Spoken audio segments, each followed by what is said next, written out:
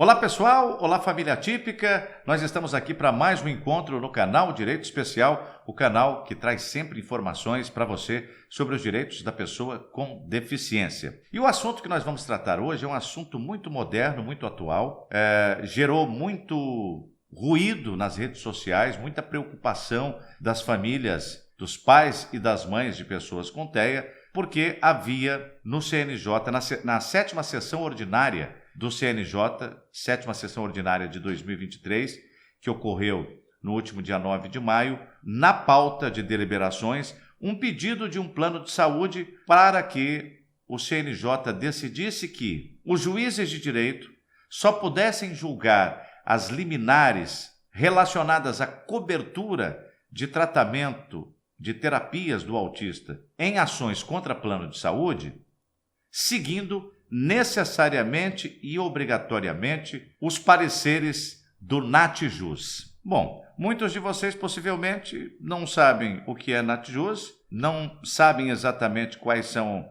as atribuições e funções do CNJ e nem o que ele tem a ver com a cobertura das terapias do autista. Mas calma, eu já vou te esclarecer. Aguenta aí que eu já te explico.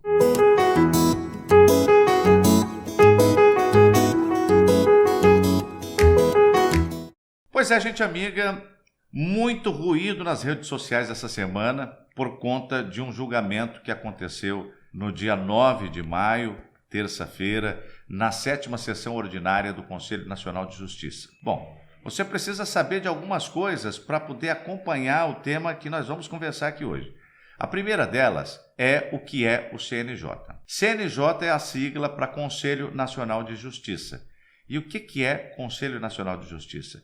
É um órgão colegiado, naturalmente, porque é um conselho, formado por juízes, advogados, promotores de justiça, representantes da sociedade civil. E esse conselho, esse colegiado, é o colegiado que julga os juízes. É o colegiado que profere atos que obrigam o Poder Judiciário em todo o Brasil a cumpri-los.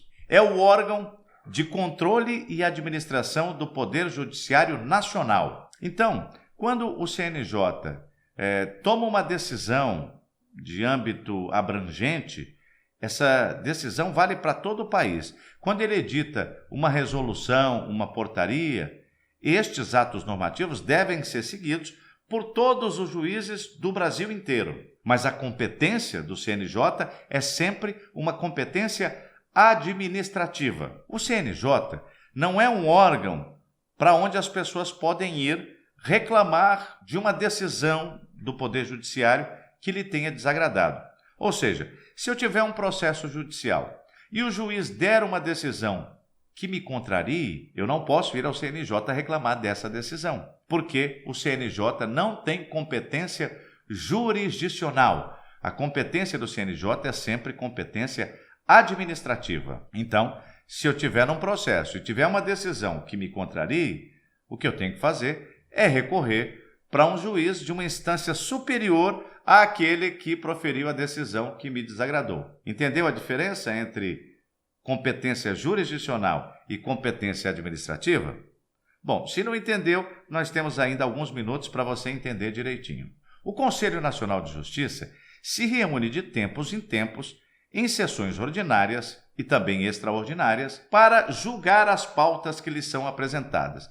Que pautas são essas? Qual é o conteúdo das coisas que o CNJ julga? Por exemplo, se tiver um juiz que tenha um mau procedimento, um servidor da justiça que tenha um mau procedimento, que pratique algum ato que seja contrário aos princípios que o juiz deve seguir, né? Se o juiz violar a lei da Magistratura Nacional, a LOMAN, ele está sujeito a ser julgado pelo CNJ. No último dia 9, estavam na pauta vários processos dessa natureza disciplinar, administrativo-disciplinar. Inclusive, foi na terça-feira, dia 9 de maio, nesta ocasião, desta reunião a qual eu estou me referindo, que o CNJ condenou 3 desembargadores do Tribunal Regional do Trabalho da Bahia à pena de aposentadoria compulsória por violação das normas da Lei Nacional da Magistratura. No meio desses julgamentos, dessa pauta, que tinha uma série de processos disciplinares, havia um requerimento, um pedido de providências manejado, ou seja, de iniciativa de um plano de saúde. Esse plano de saúde se chama GEAP, Plano de Servidores Públicos. Esse plano de saúde, contrariado por causa da decisão que foi dada no ano passado no STJ sobre o rol taxativo da ANS, resolveu que poderia dar um jeitinho para vencer ou superar o entendimento daquela corte através de um requerimento ao CNJ. Antes de seguir sobre esse pedido desse plano de saúde ao CNJ, eu vou te explicar o que aconteceu ano passado. No ano passado, havia uma discussão até o mês de junho, porque foi em junho, se não me engano, foi em 8 de junho que o STJ julgou os ERESPs 1886929 e 1889704, que são recursos que tratavam especificamente do rol taxativo da ANS. Calma, não está difícil, eu vou te explicar tintim por tintim. O que é rol taxativo da ANS, Lucélio? É o seguinte, a ANS é a sigla para a Agência Nacional de Saúde. A Agência Nacional de Saúde é a agência que regula a atividade dos operadores privados de saúde, ou seja, dos planos de saúde. Nessa organização da atividade da oferta particular de serviços de saúde, a Agência Nacional de Saúde Suplementar desenvolve uma série de atos normativos.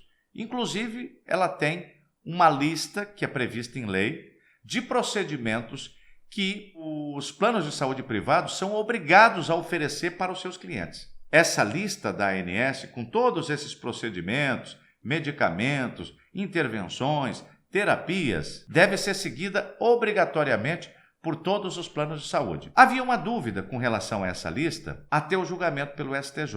A dúvida era a seguinte: essa lista da Agência Nacional de Saúde, ela é só o que os planos estão obrigados a oferecer ou ela é só exemplificativa?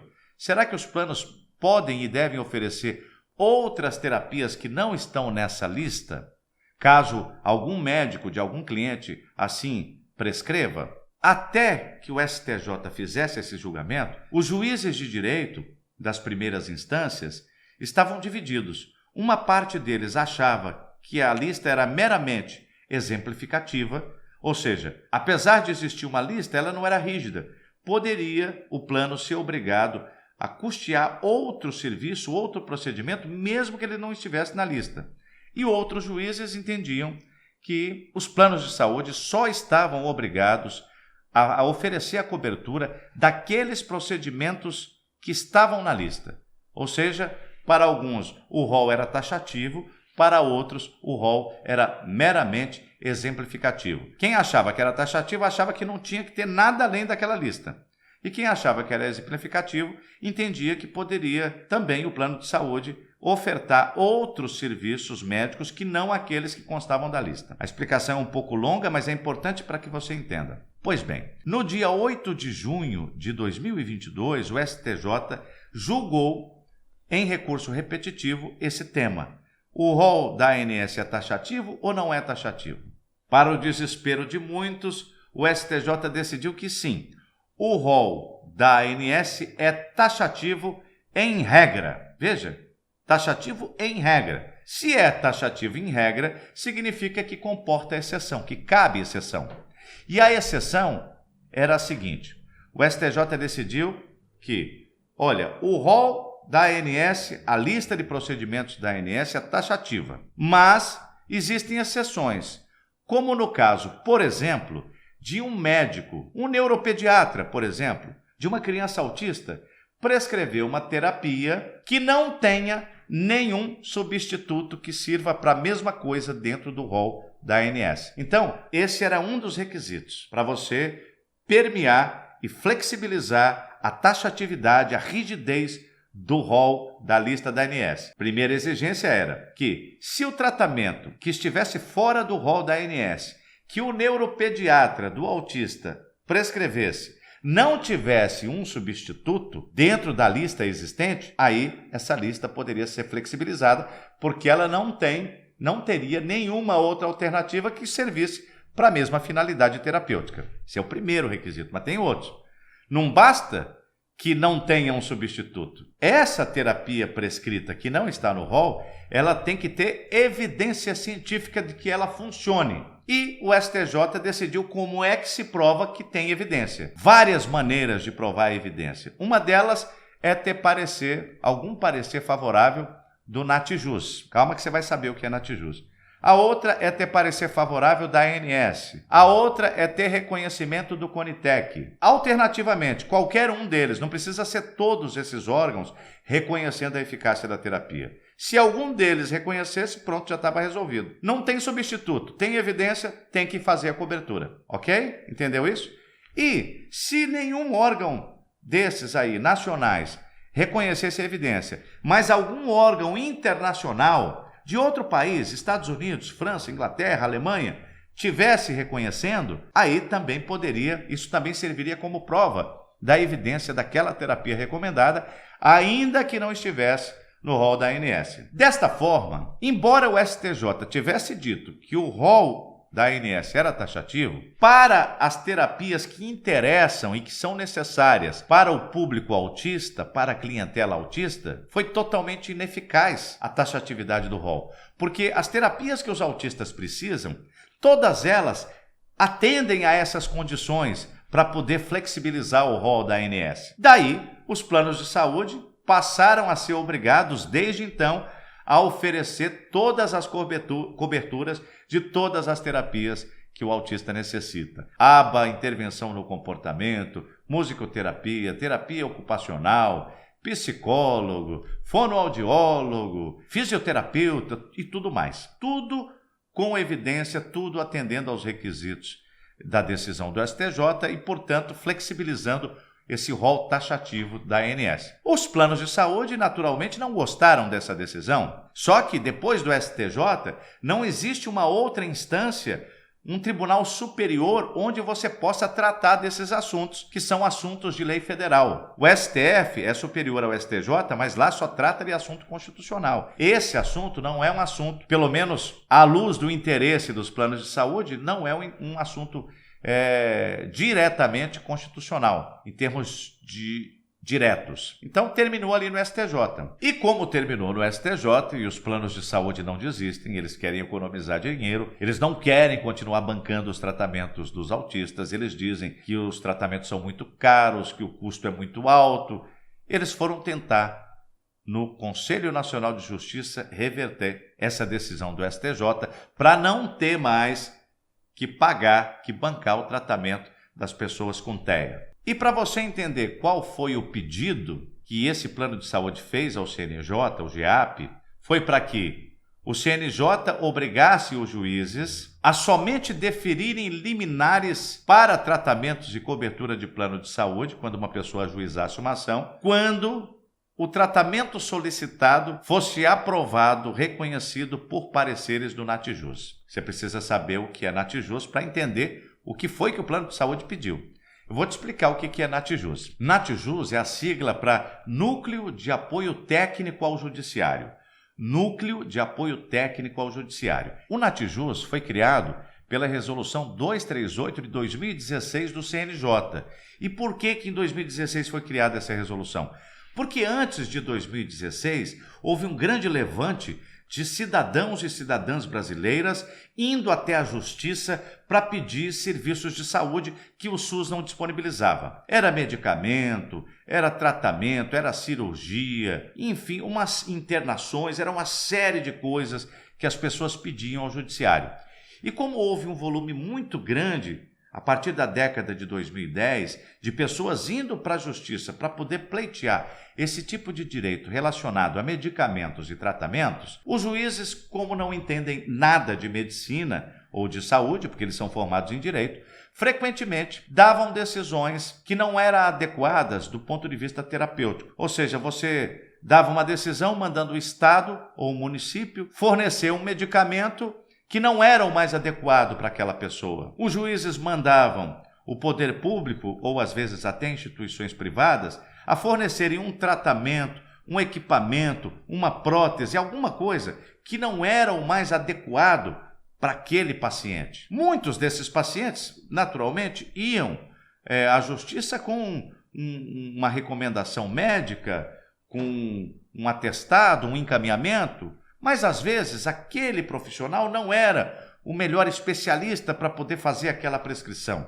Isso acontece também e acontece em todas as áreas. Daí porque, para poder os juízes terem segurança em deferirem um determinado tratamento ou um determinado medicamento, uma terapia, foi necessário que se criasse um órgão de assessoria para o Poder Judiciário. E o Natijus é criado, na verdade, pelo CNJ de maneira indireta. O CNJ criou, com a Resolução 238 de 2016, os Comitês Estaduais de Saúde, ou seja, determinou a cada um dos tribunais dos estados brasileiros que criassem o seu comitê e a estes que criassem os seus núcleos de apoio especializado ao Poder Judiciário. E como é que funciona o Natijus? Quando surge uma ação judicial, alguém instaura um processo na Justiça relacionado à saúde, fazendo algum pedido relacionado à saúde, pedindo terapia, tratamento, internação, medicamento. Se o juiz tiver dúvida com relação a esse processo, a esse pedido, a relevância clínica e terapêutica do pedido que está sendo feito, o juiz aciona o Núcleo de Apoio Técnico ao Judiciário, o Natijus. E o Natijus vai produzir um parecer sobre aquele caso. Profissionais da saúde desse Núcleo de Apoio Técnico vão ler o processo, vão entender o processo, vão ver as recomendações médicas e vão dar um subsídio para o juiz poder julgar com mais segurança. Então, se o Natijus existe um em cada estado e cada um é formado pelo Comitê Estadual de Saúde de cada estado, então, na verdade, são vários Natijus, O Natijus é uma plataforma que é organizada nos comitês estaduais de saúde dos estados. Então, veja, são vários pareceres, são vários profissionais, várias instituições em vários estados que subsidiam as várias justiças das várias unidades da Federação Brasileira no sentido de auxiliar o juiz com elementos técnicos para que ele possa bem decidir o caso. Então, a pretensão desse plano de saúde, que fez um requerimento ao CNJ, era que o colegiado do CNJ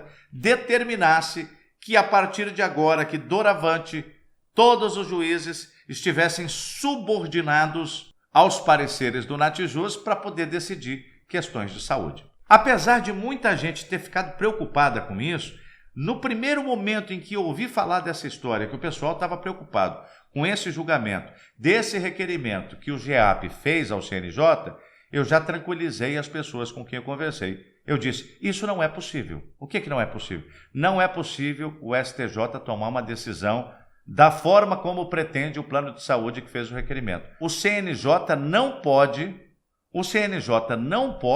determinar ao juiz que esteja obrigado a seguir um parecer do Natijus ou de qualquer outra pessoa, de qualquer perito, para poder tomar a sua decisão. E por que o CNJ não pode fazer isso? Em primeiro lugar, porque o CNJ, como eu expliquei no início, é um órgão administrativo do judiciário, não é um órgão jurisdicional. Se não é um órgão jurisdicional, o CNJ não pode interferir no sistema decisório do Poder Judiciário, na autonomia e independência do juiz. Então, logo de cara, o pedido que esse plano de saúde fez ao CNJ é inepto. Por quê?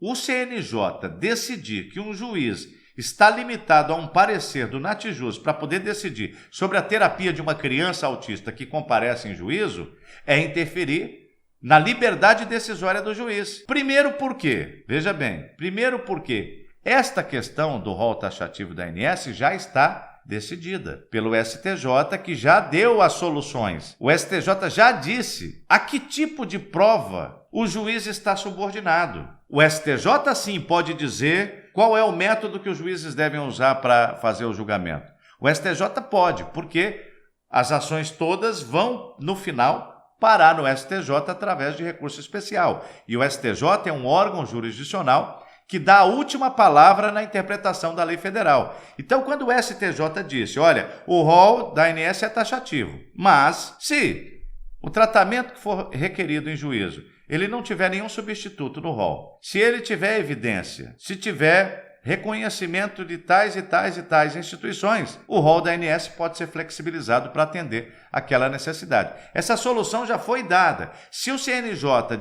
concordasse com o plano de saúde e dissesse que o juiz, a partir de agora, estivesse submetido ou subordinado ao parecer do Natjuz, então o CNJ estaria interferindo na área jurisdicional, coisa que não compete ao Conselho Nacional de Justiça, além de que estaria se sobrepondo a uma decisão do Superior Tribunal de Justiça.